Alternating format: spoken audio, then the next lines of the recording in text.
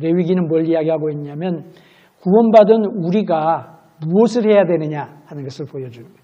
그래서 레위기는 구원받은 우리는 하나님 앞에 예배를 드려야 된다.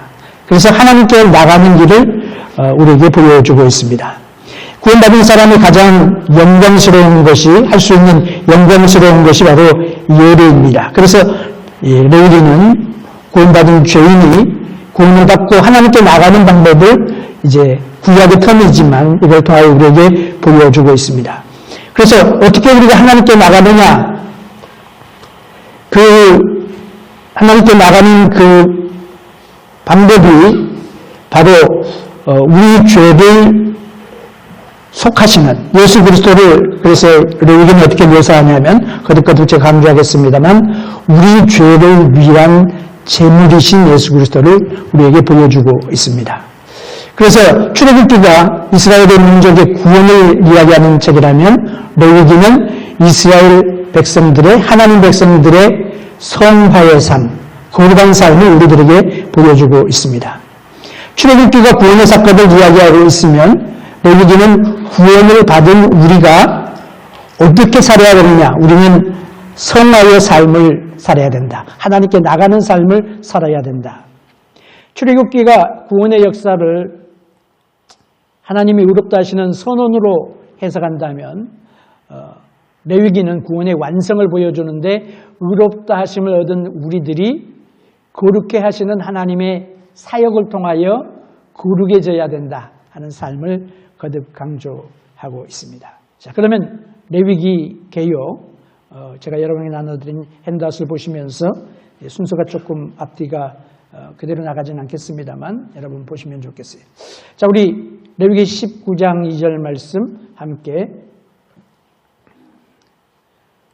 레위기 19장 2절 말씀 우리 함께 읽어보도록 하겠습니다. 시작. 너는 이스라엘 자손의 온 회중에게 고하여 이르라. 너희는 거룩하라. 나 여호와 너희 하나님이 거룩함이니라. 아멘. 레위기에서 나오는 레위기 주제라고 우리가 말할 수 있어요. 근데 레위기 주제 이 말씀을 보면 이 말씀을 우리에게 주시는 분이 누구냐? 나 하나님, 나 여호와 너의 하나님이라 말씀하시면서 하나님이 스스로 어떻게 설명하시느냐? 내가 거룩하다. 내가 거룩하다 하신 말씀. 그래서 거룩하신 하나님의 명령이 있는데 거룩하신 하나님이 뭐라고 명령하시냐? 내가 거룩하니 너희도 거룩하라. 이것이 레위기에서 하시는 그런 우리에게 주시는 가장 중요한 말씀 가운데 하나입니다. 자, 여기서 나오는 단어가 거룩이라는 단어죠. 거룩이라는 단어는 히브리 말로 카도시라고 하는 단어인데 구별되다, 분리되다 그런 의미가 있어요. 그래서 거룩이 뭐냐? 모든 죄악된 것과 부정한 것으로부터 구별되어서 분리된 상태를 말한다. 성도들을 보고 성도라고 쓰잖아요. saints라고 하는 표현을 쓰는데 우리가 왜 거룩할 성도, 성자가 거기에 들어가느냐? 우리는 세상으로부터 불러내어서, 교회의 의미가 에클레시아잖아요. 세상으로부터 나오다. 세상으로부터 불러내어서 하나님을 위하여 구별된 백성이다. 그래서 여기서 하나님을 위하여 구별된, 분리된 상태를 거듭 강조하죠. 그래서 하나님이 그걸 위하여 이제 각종 정결법을 제정하셨고, 그리고 또 정결법 준수를 통해서 외적인 정결의 상태를 또 우리들에게 보여주고 있습니다. 레위기 17장 11절 말씀 우리 또 한번 읽어봅시다. 시작.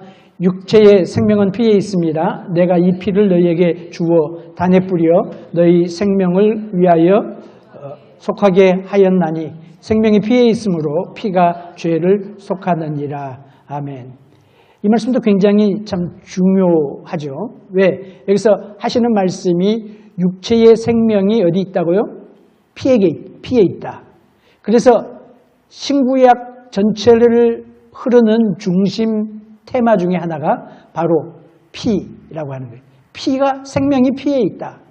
육체의 생명이 피에 있기 때문에 피를 뿌려서 우리의 생명을 속하게 해주는 거죠. 생명이 피에 있기 때문에 피가 우리의 죄를 용서해 주신다 하는 거죠. 생명이 피에 있으므로, 여기 생명이라고 하는 단어가 우리가 주목해야 될 단어인데 히브리 말로 네페시라고 하는 단어인데 이것은 사람이나 짐승이나 생명은 네페시입니다. 똑같아요. 사람 영혼을 이야기할 때는 조금 구별하죠. 사람 생기를 불어넣으신 것은 같은데 사람은 어때요? 하나님이 호흡을 우리에게 주심으로 인하여 생기를 불어넣으심으로 우리가 뭐가 됩니까? 생명이 되었다. 리빙 소울이 되었다. 라고 이야기를 하는데 여기서 생명은 네피시라고 똑같은 단어를 썼어요. 그래서 사람의 생명을 구하기 위하여 뭘 쓸 수 있습니까? 짐승의 생명을 대신하는 거죠. 그래서 대속이라고 하는 지난번에 출애굽기의 주제인 리뎀션이라고 하는 말, 대속이라고 하는 단어가 참 중요하게 되는 거죠. 자, 마지막 한 절 더 읽겠습니다. 레위기 20장 7절 8절 말씀 시작. 너희는 스스로 깨끗게 하여 거룩할지어다. 나는 너희의 하나님 여호와니라. 너희는 내 규례를 지켜 행하라. 나는 너희를 거룩해 하는 여호와니라. 아멘. 여기서도 역시 하나님이 우리를 향하여 원하시는 것이 무엇인지를 우리들에게 확실하게 보여주십니다. 자, 그러면 레위기가 성경 전체에 차지하는 그 위치가 어디냐? 레위기는 모세의 오경 중에 나오는 책이죠. 세 번째 책이죠. 그래서 모세의 오경의 세 번째 책이 레위기입니다. 그리고 레위기의 위치가 참 중요한데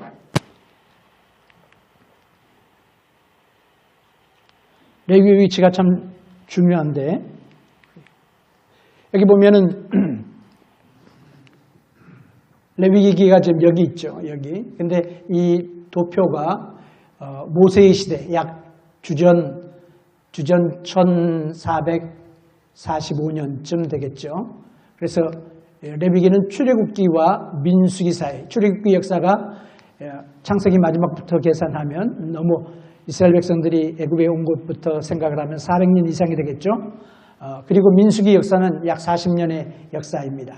근데 출애굽기와 민수기 사이에 레위기가 그 가운데 들어가는 것을 보게 됩니다. 레위기는 그래서 뭐에 대한 책이냐? 레위기는 레위 지파가 하나님을 어떻게 섬기느냐에 대한 그런 내용들이 거기에 물론 다른 내용들도 많이 있지만 그런 내용들이 중점적으로 또한 포함되어져 있습니다. 그래서 레위기의 이름이 바로 레위기라고 붙였어요. 원래 히브리 성경은 히브리 성경에 나오는 첫 번째 글자를 따가지고 이름을 붙인다 그랬죠. 창세기가 그렇게 했고. 근데 이 레위기는 첫 번째 글자는 그리고 그가 불렀다 하는 말이죠. 이게 시작이에요. 근데 그 단어 속에 그리고 그가 불렀다 하는 단어 속에 사실은 레위기의 모든 내용들이 포함되어 있음을 또 보게 됩니다. 이 레위기라고 하는 말이 언제 붙었느냐?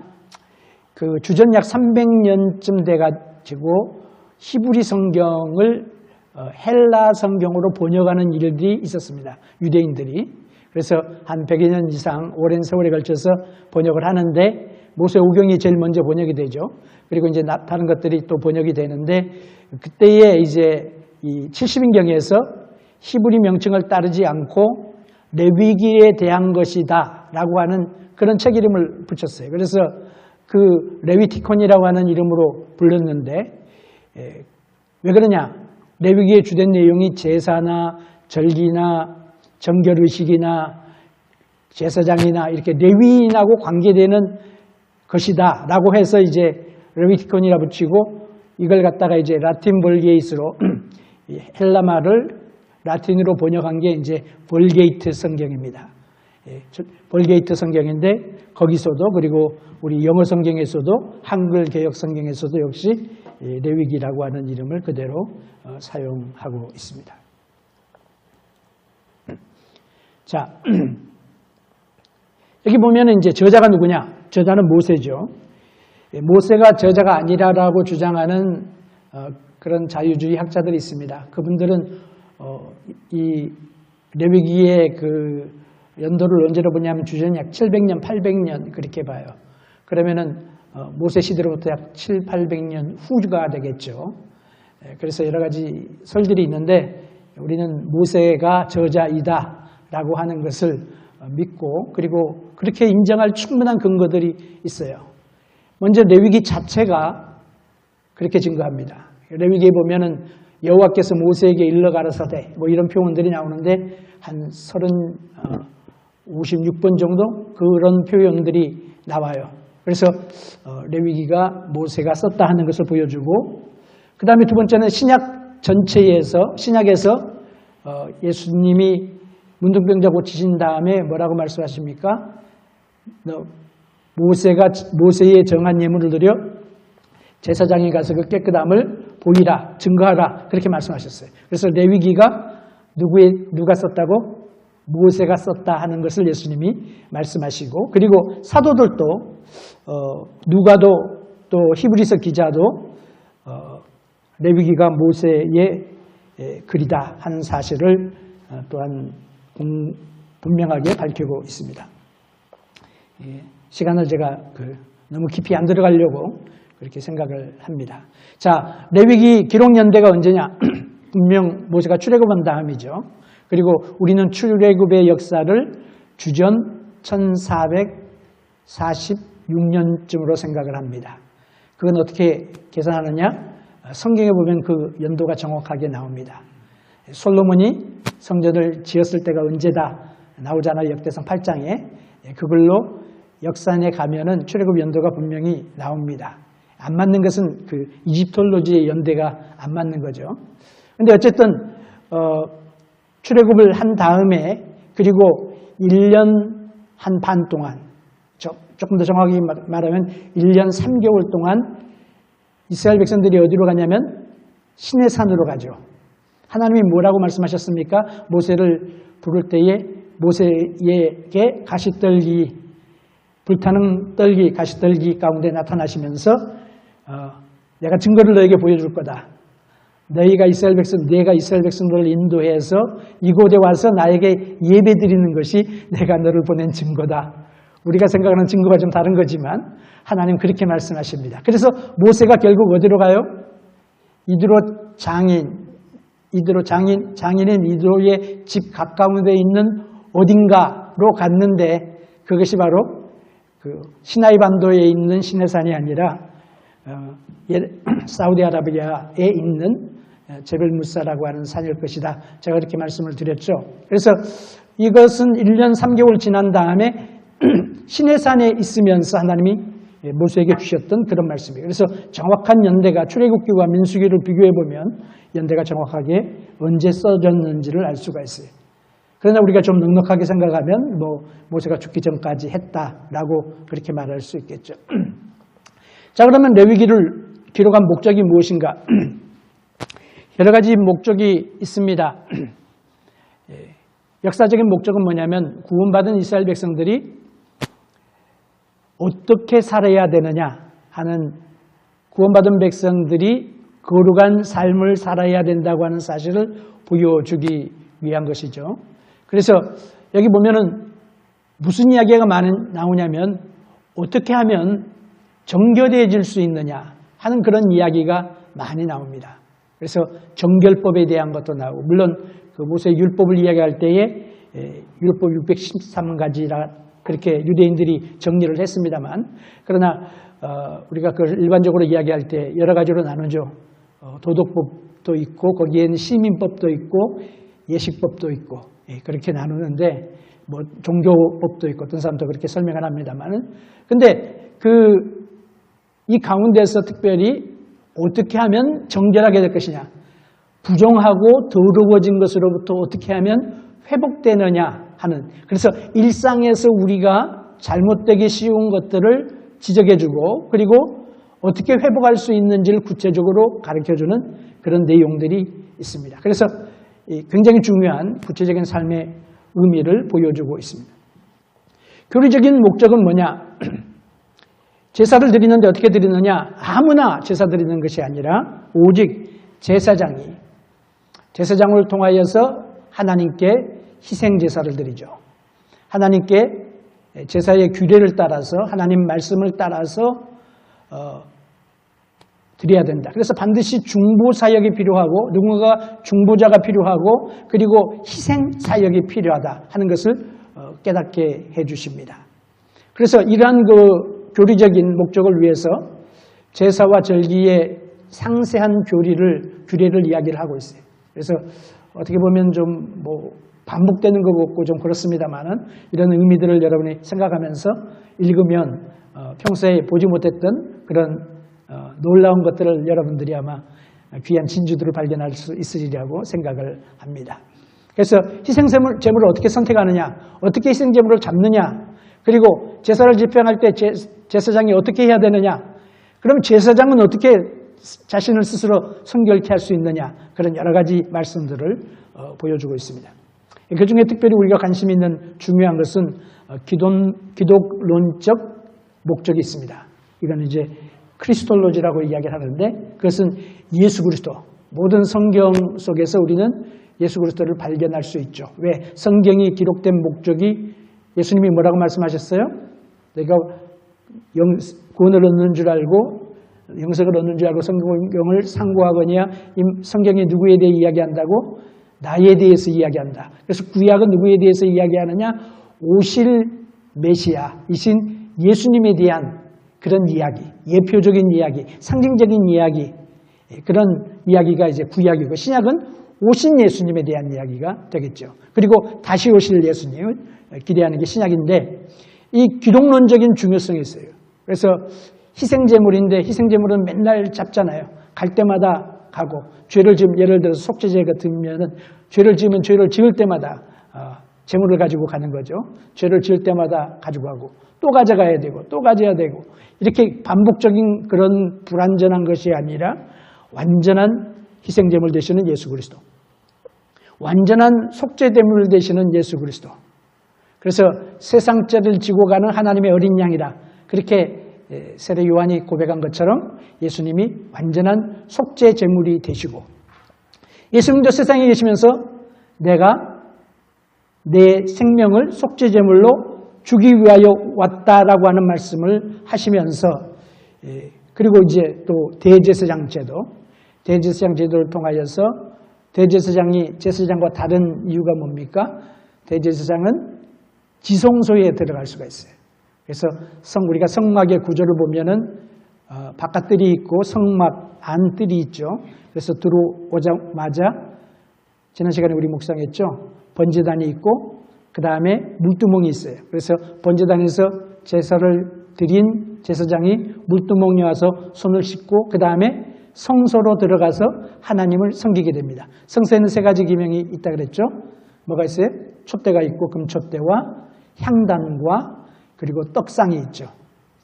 그리고 지성소가 있습니다. 휘장이 있고 그 다음에 지성소가 있는데 지성소는 아무나 들어갈 수 없는 거죠. 오직 대제사장이 1년에 한 번 피를 가지고 들어가서 자기를 위하여 속죄제를 드리고 백성을 위하여 속죄제를 드리고 피를 가지고 들어가서 하나님을 만나는 곳이 지성소죠. 근데 누가 들어가느냐?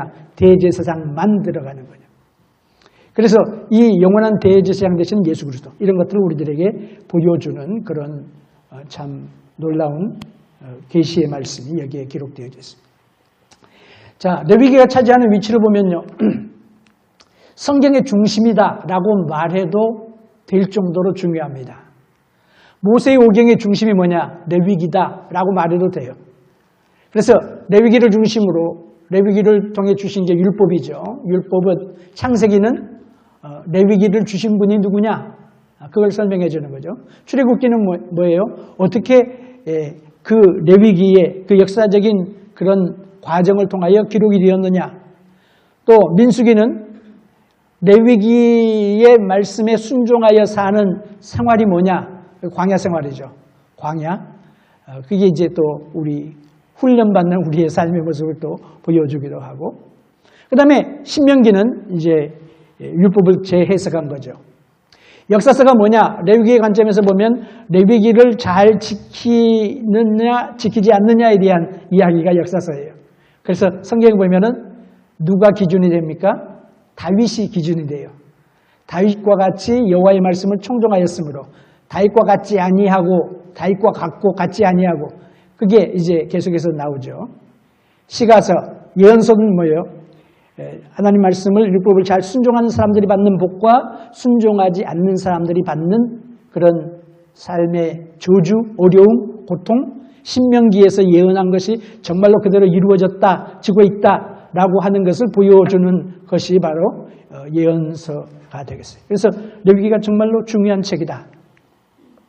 자, 레위기를 그러면 어떻게 나눌 수 있느냐?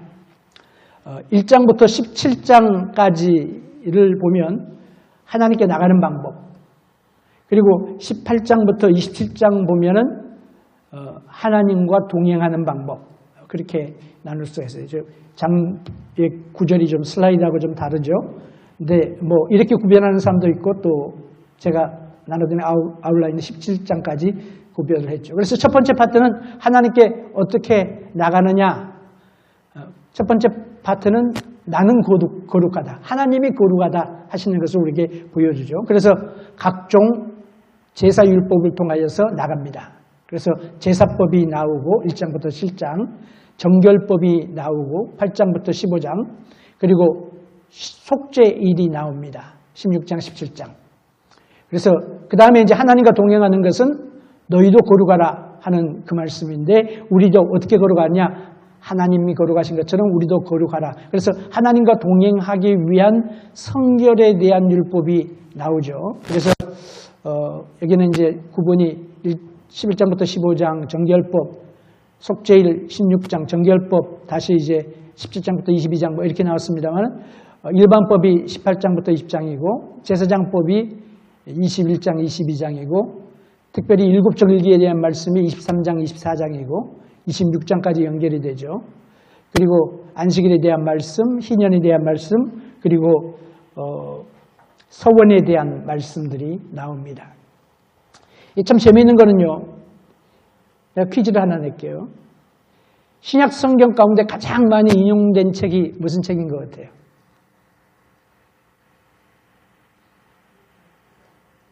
예. 눈치로 맞춰도 되죠. 물론 신명기도 많이 인용이 되죠. 우리 예수님도 신명기 많이 인용하셨고. 근데 횟수로 보면 레위기가 제일 많이 인용이 됩니다. 특별히 히브리서 보면 레위기의 주석이라고 할 수 있을 정도로 그 의식법에 대하여 그 영적인 의미가 무엇인가를 우리들에게 잘 설명해 주고 있어요. 그래서 레위기의 예언이 신약을 통하여서 성취되어지는 그런 여러 가지 것들을 우리가 또한 발견하고 확인할 수 있게 됩니다. 지나가죠.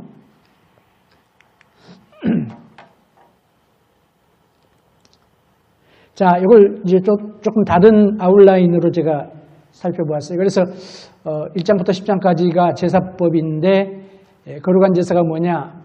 번제, 소제, 화목제, 속죄제, 속건제가 나오고 그 다음에 제사장 위임식이 나오죠. 8장, 9장.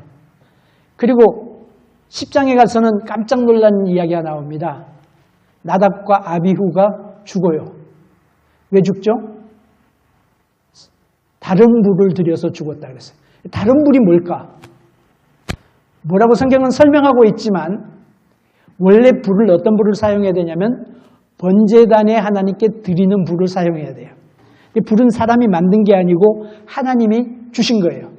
그래서 제사를 드릴 때 하나님이 하늘에서 불을 내려가지고 번제물을 살라 버리셨죠.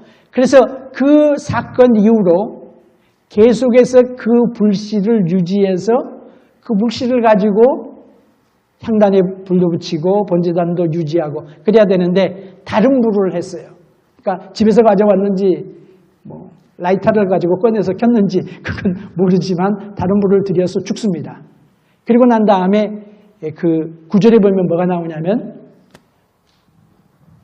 제사장들이 하나님을 섬길 때 하지 말아야 될 걸 이야기하죠. 그 가운데 뭐가 나오냐면 독주를 마시지 말라 그 말씀이에요. 그래서 추측건데 이건 추측이죠. 추측건데 아마 그들이 독주에 취해서 하나님 앞에서 부지로 범죄한 게 아닌가 그렇게 이제 우리가 생각해 볼 수는 있죠. 그리고 이제 셋째 아들 엘리에셀이 그 제사장의 직무를 이제 계속해서 감당하게 됩니다. 그리고 이제 11장에 보면 거룩한 음식과 거룩하지 못한 음식들에 대한 이야기가 나오죠. 그래서 여기서 이제 코셔 푸드 뭐 이런 이야기들, 정결한 음식, 정결하지 못한 음식. 12장에서는 이제 또 정결법이죠. 산혈이 맑아지는 기간이 언젠지 뭐 이런. 그다음에 육체에 나는 나병, 그러니까 한센병이라 그러죠. 요즘에는. 그다음에 결례, 유출병 이런 게 나오고 이제 16장이 중요합니다. 16장이 뭐냐면 속죄일에 대한 대속죄일에 대한 규례가 나와요. 근데 이것이 어떻게 말하면 이제 피벗 포인트라고 그렇게 피벗 포인트라고 말할 수 있을 것 같아요. 그다음에 이제 피를 먹지 말라 말씀이 나오고 또 성윤리가 어떻게 돼야 되느냐, 거룩한 백성들이 어떻게 살아야 되느냐 그런 이야기. 그래서 뭐 별 말씀이 거기 다 들어가죠. 그래서 누구랑 뭐 어떻게 하면 안 되고 그런 이야기들이 구체적으로 나옵니다. 그리고 이제 사회생활을 어떻게 해야 되느냐, 그리고 꼭 죽여야 될 죄악, 하나님이 용납하실 수 없는 죄악. 그래서 돌로 쳐 죽이는 그런 죄악들이 열거되고, 그리고 거룩한 음식을 먹을 수 있는 사람, 거룩한 절기, 그리고 희년 성막법, 그 다음에 마지막 부록으로 진행된다라고 그렇게 보실 수도 있는 거죠. 자, 레위기의 원리를 보게 되면 우리가 누구냐 하는 걸 보여주는 거죠. 우리가 구원받았다. 구원받았으면 됐잖아요. 구원받았는데 더 이상 뭐가 필요해요? 그게 아니라 구원받은 우리는 삶의 목적이 있다. 우리의 삶은 뭐예요? 하나님을 섬기는 자로 살아야 된다. 하나님을 섬기는 자로서 우리는 구별되었다. 우리의 아이덴티티가 나오고, 그리고 우리는 하나님께 예배를 드려야 된다. 하나님께 예배드리기 위하여 부정한 모습으로 나갈 수 없으니까 어떻게 정결하게 되느냐. 이제 이런 말씀들이 쭉 나오는 거죠. 자, 그럼 어떻게 하나님께 나가느냐?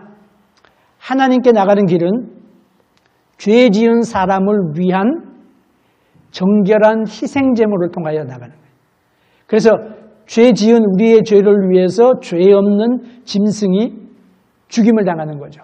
그래서 이제 여러 가지 제사의 방법마다 다르지만은 이제 죄 지은 사람이 죄를 제물에다가 이렇게 안수를 하고 죄를 정가를 하고, 그리고 그 제물을 잡습니다. 죽입니다. 그럼 어떻게 되죠? 손이 막 피가 묻고 막 그러겠죠. 징그럽겠죠. 아마 우리 같은 비유가 상해가지고 못할 거예요. 그래서 그 과정을 통해서 결국은 이제 하나님께 드릴 것 포션을 드리고, 어떤 경우에는 다 드리고, 어떤 경우는 부분적으로 드리고, 어떤 경우는 이제 제사장이 먹고, 어떤 경우는 이제 예배자가 같이 먹고, 어떤 경우는 이제 그런 경우들이 이제 각각 달라지게 되죠. 그래서 죄 지은 사람을 위하여 죄 없는 희생제물이 죽어야 된다. 이게 이제 거듭 강조되어지고 있습니다. 그리고 이스라엘은 죄에서 떠나야 된다. 죄를 끊어야 된다. 하나님은 누구를 받으시느냐? 정결한 사람을 받으신다. 정결한 것을 받으신다. 정결한 삶을 받으신다. 그래서 여러 가지 신앙의 원리들이 레위기 속에 듬뿍 담겨 있는 거예요. 그래서 우리가 레위기를 갖다가 이렇게 인용해서 이야기는 하지 않지만, 그러나 레위기를 통하여 우리에게 주신 그런 하나님의 영적인 그런 가르치심, 교훈들, 이런 것들이 신구약 전체에 묻어 있는 것을 우리가 다시 한번 확인할 수가 있습니다. 자, 레위기의 중심이 뭡니까? 하나님은 거룩하시다. 하나님은 거룩하신데 어떻게 거룩하지 않은 세상에서 거룩하신 하나님과 함께 우리가 거할 수가 있겠느냐? 그게 레위기의 질문이에요. 거룩하신 하나님처럼 우리가 거룩해야 되는데 우리는 거룩하지 않은 그런 세상에 살고 있는데 어떻게 우리가 거룩하신 하나님과 함께 거할 수 있겠느냐? 어떻게 지속적으로 함께 동거할 수 있겠느냐? 그것이 바로 희생제사를 통하여, 피를 통하여 우리가 하나님과 함께 거할 수 있다. 이제 그걸 우리에게 전체 그림을 통해서 보여주는 거죠. 그래서 레위기는 이스라엘이 거룩하신 하나님과 함께 거하는 방법을 보여주신다. 자, 출애굽기의 클라이막스가 뭐라 그랬어요? 성막 짓는 거죠. 하나님이 이스라엘 백성들 노예이었던 그들을 갖다가 출애굽시켜가지고, 그리고 하나님 뭐라고 말씀하십니까? 너희가 노예였지만, 너희가 모든 민족 가운데 극히 작은 민족이지만 내가 너희들을 제사장 나라로 세웠다. 거룩한 백성으로 세웠다. 그리고 내가 너희 가운데 거하겠다 말씀하시고 성막을 짓게 하신 거예요. 그리고 성막에 하나님이 임재하시는 거예요. 그러니까 함께하는 하나님과 함께하는 삶인데 거룩한 하나님 앞에서 우리가 거룩하지 않으면 함께 있을 수 없잖아요. 그렇잖아요. 그래서 우리가 죄 지은 인간이 어떻게 우리의 죄를 문제를 해결함으로 하나님과 지속적인 동행을 하는지 하나님과 지속적인 동거를 하는지를 우리들에게 보여주는 것이 레위기예요. 그러니까 레위기가 없으면 우리 신앙생활 못하는 거예요. 레위기의 놀라운 비밀이 예수 그리스도 안에서 이루어지고 히브리서가 그것을 갖다가 이제 설명을 해주는 거죠. 자, 핵심 단어가 뭐라고요? 거룩이라. 출애굽기 핵심 단어는 뭐라 그랬어요? 구속이라 그랬죠. redemption. 레위기의 중심 단어는 거룩, holiness. 우리가 교제할 하나님이 어떠신 분이 거룩하신 분이. 그렇기 때문에 너희도 거룩하라. 우리도 거룩해야 된다라고 말씀하십니다. 근데 거룩이라고 하는 단어가 성경에 어떻게 쓰여지느냐? 창세기에 보면 거룩이라고 하는 단어가 2번 나옵니다. 출애굽기에 보면 거룩이라는 단어가 여러 번 나와요. 하나님 뭐라고 말씀하십니까? 내가 선 곳은 거룩한 땅이니 내 발에서 신을 벗으라 말씀하시죠. 땅이 거룩하다고 말씀하셨어요. 또 성막이 거룩하다고 하셨어요. 그래서 만나는 물론 성막에다가 타버나클 속에다가 회막이라는 단어도 쓰지만 성막이라 거룩한 막이라 막사라 그 말이죠. 성막. 누가 거룩하냐? 제사장이 거룩하다. 그래서 출애굽기 보면은 한 45회 정도 거룩이라는 단어가 나옵니다. 레위기에는 거룩이 몇 번이 나오냐면요. 150번이 나와요. 150번. 그러니까 반복돼서 읽으면서 거룩. 그러니까 레위기에 강조하는 게 뭐예요? 거룩함이란 말이죠. 성경을 읽으시면서 한번 여러분이 카운트 해보세요. 예. 시간이 나시면 퀴즈에 그건 없지만. 그리고 핵심자는 제가 아까 간단하게 그냥 설명을 했습니다만은 핵심 장이 뭐냐? 핵심 장은 레위기 16장입니다. 레위기 16장은 뭐냐면 대속죄일을 말하고 있습니다. 대속죄일은 지금 유대인의 절기로 말하면 용키퍼라고 말할 수 있어요. 근데 대속죄일이 왜 중요하느냐? 대속죄일이 중요한 것은 1년에 단 한 번 대제사장이 지성소에 피를 가지고 들어가는데 거기서 자기의 죄를 용서함 받고 전 민족의 죄를 용서함 받는 죄를 고백하고 용서함 받고 하나님 말씀 듣는 그 시간이 바로 언제냐? 그때가 언제냐? 대속죄일이에요. 그래서 용키퍼가 레위기의 중요한 포인트를 차지하고 있습니다. 한번 제가 설명해 드릴게요. 영어로 해서 되어 있습니다만 이것이 이제 키아즘이라고 이렇게 이야기를 하면 그 성경을 연구할 때 여러 가지 방법으로 연구할 수 있어요. 근데 그 중에 하나가 뭐냐면 문장 구조를 통하여 연구하는 거예요. 그래서 문장 구조를 알면은 의미를 정확하게 파악할 수가 있어요. 그래서 이런 것들을 이제 배워야 되는데 이 키아즘에 보게 되면은 이제 이런 전체 성경을 제가 지난번에 창세기 하면서 제가 보여드렸죠. 근데 레위기 전체 구조를 보면은 홀리 프랙티스가 처음 나오고 그 다음에 맨 끝날 부분에도 보면은 22장 27절부터 25장에 보면 뭐가 나와요? 역시 홀리 프랙티스가 나와요. 홀리 프리스트우드 거룩한 제사장 직분에 대해서 8장부터 10장까지 이야기하라는데 21장부터 22장에도 역시 홀리 프리스트우드가 나와요. 그 다음에 홀리 피플에 대해서 이야기 11장부터 15장 역시 17장부터 20장 이게 나오죠. 그리고 그 가운데 뭐가 있어요? 대속죄일, 데이 오브 어톤먼트가 있어요. 자, 그럼 이 구조상 어디가 제일 중요할 것 같아요?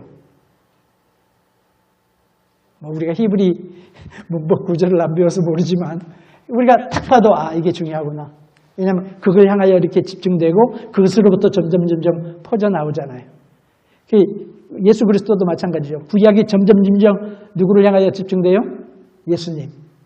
예수님을 향하여 집중되고 그 다음에 예수님으로부터 점점 퍼져나오는 게 신약이 마찬가지죠. 그래서 이 대속죄일이 중요하다. 왜냐하면 대속죄일의 사역이 다른 거와 마찬가지로 우리 주님의 삶과 사역의 중요한 핵심적인 의미를 우리들에게 보여주기 때문에 그렇습니다. 똑같은 좀 비슷한 슬라이드인데 그냥 지나가겠습니다. 자, 그러면 여기 나오는 이제 제사법이 있어요. 5가지 제사법.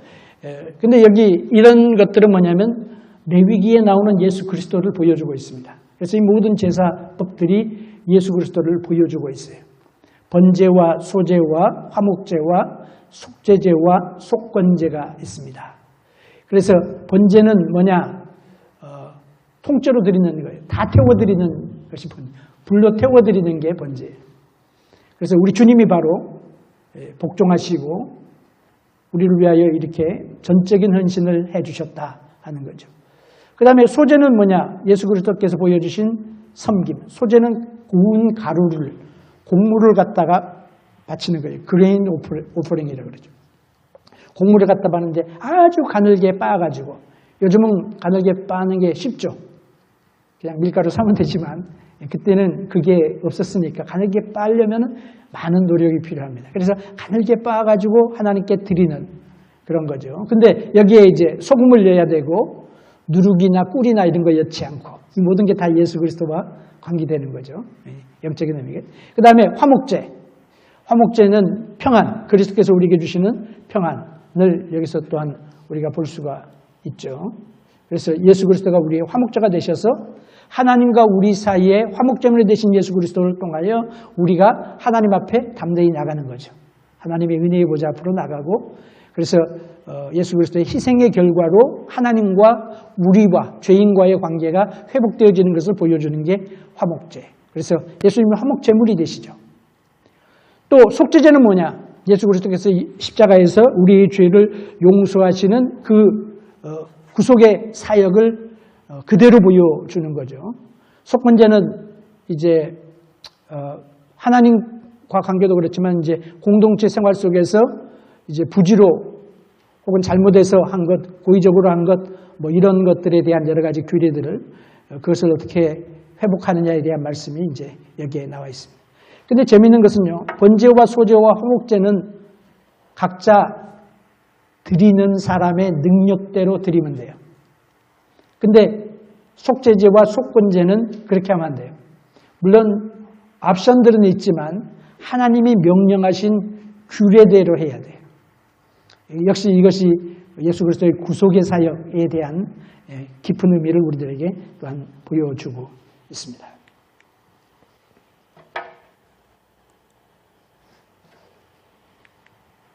설명한 것 많지만 지나갑시다. 예수 그리스도가 누구시냐? 대제사장이 되신다. 예수님은 온전한 속죄제물, 화목제물, 온전한 제사가 되실 뿐만 아니라 중보자가 되신다. 그래서 대제사장이 지성소에 1년에 한 번 들어가는 것처럼 예수 그리스도가 대제사장이 되셔서 예수님 십자가에 달려 돌아가실 때에 마태복음에 무슨 이야기가 나옵니까? 성소의 휘장이 위에서부터 아래까지 찢어졌다 그랬죠. 그래서 그 성소의 휘장은 바로 지성소와 성소를 막는 휘장이거든요. 그전에는 아무나 볼 수가 없어요. 갈 수가 없어요. 제사장만 들어가고 대제사장만 지성소에 들어가는데 이제는 어떻게 돼요? 그게 위에서부터 아래로 갈라져 가지고 지성소가 들여다보이게 됐어요. 누구를 통하여? 예수 그리스도께서 십자가에 달려 돌아가심으로 인하여. 그래서 예수님의 십자가 사건을 통하여서 예수님이 영원한 대제사장이 되셔서 이 영원한 대제사장은 그냥 아론의 반차를 따른 아론의 후손만 되거든요. 아론의 후손만 제사장이 되고 대제사장이 되는데 아론의 반차를 따르지 아니하고 멜기세덱의 반차를 쫓는다 그랬죠. 히브리서 보면. 그래서 멜기세덱이 창세기 보면 갑자기 등장하죠. 살렘 왕 멜기세덱. 살렘이 어디냐면 지금 예루살렘을 말해요. 멜기세덱이 떡과 포도주를 가지고 왔다. 그런 이야기겠죠. 굉장히 상징적인 뭐가 있는 것 같죠. 그게 바로 히브리서에 나오는 예수 그리스도를 예표하는 인물로 히브리서 기자가 설명하고 있습니다. 그래서 예수님이 우리의 영원한 대제사장이 되신다. 그래서 우리는 예수 그리스도를 통하여 항상 하나님의 인지 앞으로 수시로 우리는 나갈 수 있다. 그것이 이제 히브리서 기자와 바울 서신의 여러 가지 강조점 중에 하나입니다. 7대 절기, 절기도 예수 그리스도를 상징합니다. 6월절은 뭡니까? 6월절 어린 양 되시는 예수님. 그래서 예수님이 예루살렘 입성하는 날이 무슨 날이라고? 이스라엘 백성들이 6월절 양을 선택하는 날이에요. 그 양을 죽이는 거예요. 며칠 동안 보다가 건강하면 6월절 시작하기 전날 죽여가지고 그걸 이제 6월절 음식으로 먹고 그러는데 예수님이 예루살렘 입성하실 때가 바로 그날이에요. 그리고 예수님 십자가에 달려 돌아가시는 그 시간이 언제예요? 6월절 어린 양을 잡는 시간이에요.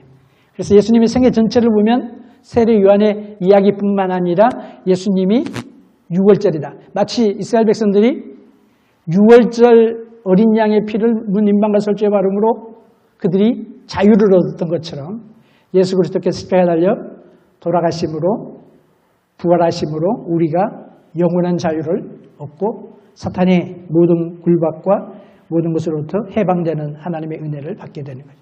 무교절도 마찬가지예요. 무교절은 그 누룩이 없는 절기거든요. 근데 그 예수 그리스도의 순결한 삶, 죄 없으신 예수님의 생애. 초실절은 뭐냐? 초실절은 6월절 다음에 오는 첫 번째 그 안식일 다음 날을 초실절이라고 그러죠. 근데 예수님 돌아가신 다음에 주일날이 초실절이죠. 그래서 주일날 예수님이 부활하셨죠. 부활의 첫 열매가 되셨어요. 초실절 부활하신 예수님을 우리는 믿고 따르기 때문에 예수님이 다시 재림하실 때 우리도 예수님처럼 부활하게 된다. 오순절은 뭐예요? 오순절 성령께서 임하셨죠. 교회가 시작된 교회의 생일이라고 말할 수 있죠. 그 다음에 나팔절은 뭐냐? 나팔절은 이스라엘 백성들의 그 새해입니다. 두 가지 좀 달력이 있다고 그랬죠. 하나는 종교력이 있고 일반력이 있는데 일반력의 새해, 새로운 해가 시작된다. 그거였는데 우리에게는 뭐예요? 새로운 세대가, 새로운 시대가 시작되는 거죠. 그래서 이 나팔절은 예수 그리스도의 재림과 아마 관계에 있을 것이다. 어떤 사람들은 이제 나팔절만 되면 예수님이 금년에 안 오시나? 뭐 이런 사람들도 있어요. 그럴 필요는 없지만 그러나 분명히 무슨 연관이 있을 것이다 라고 저는 기대를 합니다. 속죄일은 바로 대속죄일을 말하는 거죠. 예수님이 십자가에서 죽으신 그 죽음과 연결되어지고 대제사장직과 연결이 되고 그 다음에 초막절은 바로 하나님과 더불어 사는 거죠. 장막을 치고 하나님과 더불어 이렇게 광야생을 생각하면서 기억하면서 지나는 것이 이제 초막절인데 바로 예수 그리스도가 재림하신 다음에 천년왕국 그리고 이어지는 새하늘과 새 땅, 영원한 세계를 우리에게 보여주는 것입니다. 그 다음에 안식년, 안식일, 희년 뭐 이런 중요한 내용들이 있고 주제들은 여러분 참조하시고 제사 드리는 방법은 크게 한 4가지로 나눕니다. 화제는 불로 태워드리는 그래서 사실 모든 제사가 다 불로 태워드리죠. 화제. 그 다음에 요제는 흔들어 드리는 이렇게 흔들어서 하나님께 바치는 거제는 높이 들어서 드리는 거예요.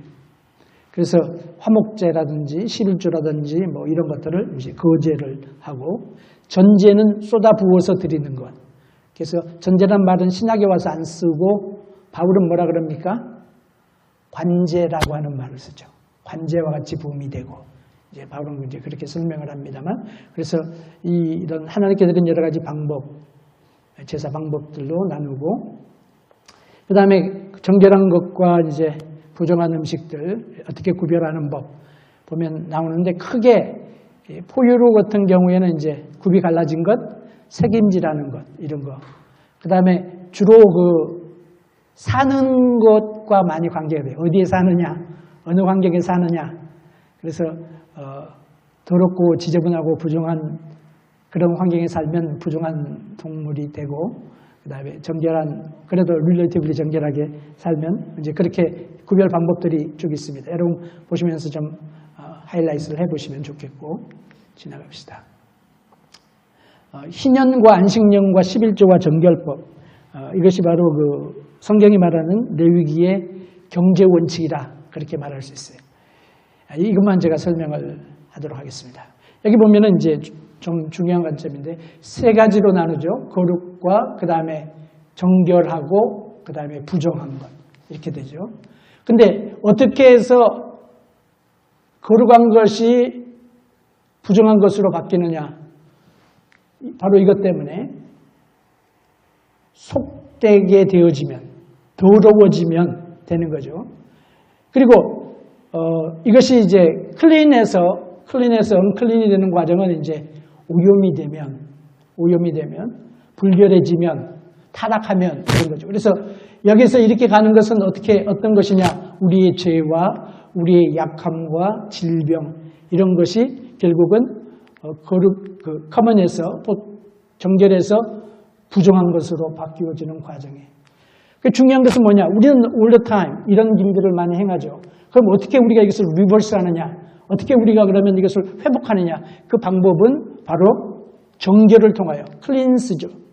unclean이 클린한 것으로 일반적인 것으로 되돌아오려면 클린하는 방법, 정결법이 필요한 거죠.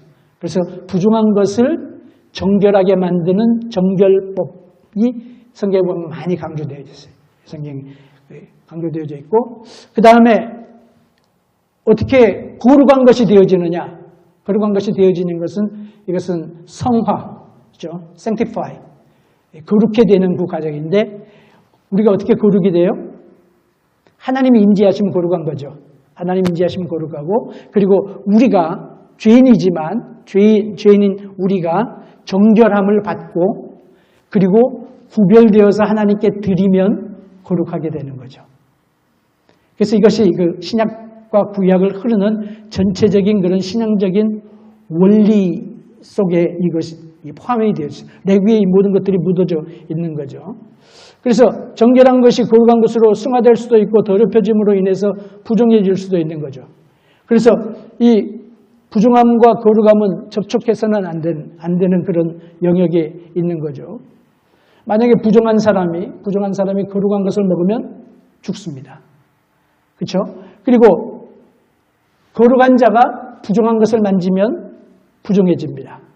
이런 여러 가지 이제 일들이 있는데 또 이것도 이제 여러 가지 그 케이스들이 있어요. 부정한 사물에 접촉되면 부정하게 되지만 어떤 거룩한 물건은 만지면 거룩해지는 경우들이 있어요. 그래서 내가 정결을 유지했다고 할지라도 나의 정결은 다른 사람에게 옮겨지는 게 아니에요. 나의 정결은 나의 정결로 끝나는 거예요. 여기도 이제 영적인 그런 여러 가지 어플리케이션을 우리가 찾아볼 수 있습니다. 그래서 이런 여러 가지 내용들 속에서 우리는 이스라엘 백성들을 하나님께서 어떻게 다루시는지를 보여주시고 우리를 정결케 하시는 분이 누구냐? 이게 이제 구약적인 방법은 정결법을 통하여서 정상이 되어지고 하나님께 드려짐을 통하여 거룩하게 되어지는데 이 과정을 누가 감당하시느냐? 예수 그리스도의 십자가의 보혈, 예수 그리스도의 구속의 사역이 우리를 이 프로세스로부터 거룩한 하나님의 사람으로 만들어 주시는 거죠. 그래서 우리는 정결케 되기 위하여 짐승을 잡을 필요가 없어요. 누구한테 오면 돼요? 예수님께 나오면 돼요. 죄를 씻기 위하여 우리는 짐승을 잡을 필요가 없어요. 우리는 예수님께 나오면 예수 그리스도를 통하여 우리가 정결케 됨을 받게 되는 것입니다. 레위기에서 가장 많이 강조하는 것이 피죠. 피. 그래서 레위기의 피가 강조되는 그 이유는 뭐냐면 죄가 그만큼 무섭다 하는 걸 보여주는 거죠. 피가 굉장히 무섭잖아요. 근데 그 죄의 무서움을 보여주시고 그리고 죄를 다루려면 그 대가가 얼마나 비싼 것인지를 우리에게 보여주시고 그리고 우리로 하여금 궁극적인 예수 그리스도로 이렇게 바라보게 하시는 그래서 오직 그리스도 예수의 피가 우리를 깨끗하게 해주고 자유케 해주고 그리고 거룩한 하나님의 백성으로 만들어주시는 예수 그리스도를 바라보게 하는 것이 바로 레위기의 목적이라고 말할 수 있겠습니다. 그래서 좀 힘들고 읽기 어려운 책이지만 이런 내용들을 생각하시며 읽으면 여러분 새로운 은혜가 풍성하게 허락해 주실 줄로 믿습니다.